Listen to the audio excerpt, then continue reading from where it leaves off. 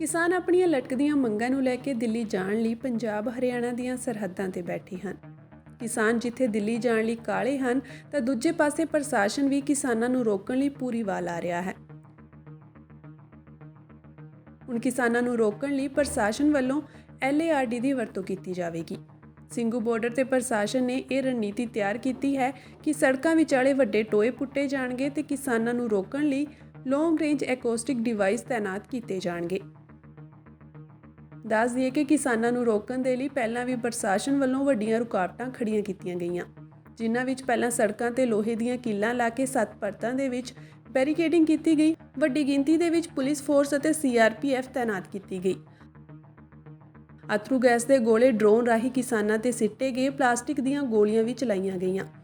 ਕਈ ਥਾਵਾਂ ਤੇ ਕਿਸਾਨਾਂ ਤੇ ਲਾਠੀ ਚਾਰਜ ਵੀ ਹੋਇਆ ਤੇ ਗੰਭੀਰ ਸੱਟਾਂ ਵੀ ਲੱਗੀਆਂ, ਪਰ ਇਸ ਦੇ ਬਾਵਜੂਦ ਕਿਸਾਨ ਆਪਣੇ ਫੈਸਲੇ ਤੇ ਜਿਉਂਦੇ ਤਿਉਂ ਖੜੇ ਹਨ।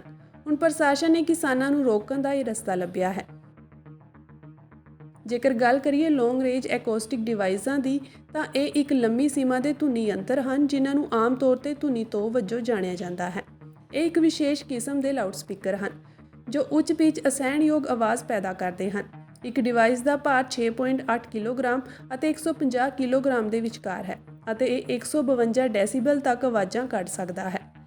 ਦਿੱਲੀ ਪੁਲਿਸ ਵੀ ਇੱਕ ਅਜਿਹੀ ਮਸ਼ੀਨ ਸਿੰਘੂ ਬਾਰਡਰ ਤੇ ਲੈ ਕੇ ਆਈ ਹੈ ਜੋ ਪੁਲਿਸ ਦੀ ਗੱਡੀ ਦੇ ਉੱਪਰ ਲਗਾਈ ਗਈ ਹੈ। ਇਸ ਮਸ਼ੀਨ ਦਾ ਮਕਸਦ ਕਿਸੇ ਵਿਅਕਤੀ ਨੂੰ ਅਸਥਾਈ ਤੌਰ ਤੇ ਪਰੇਸ਼ਾਨ ਕਰਨਾ ਹੈ, ਉਸ ਨੂੰ ਹਿੰਸਾ ਦੀ ਵਰਤੋਂ ਕੀਤੇ ਬਿਨਾਂ ਜਗ੍ਹਾ ਛੱਡਣ ਲਈ ਮਜਬੂਰ ਕਰਨਾ ਹੈ।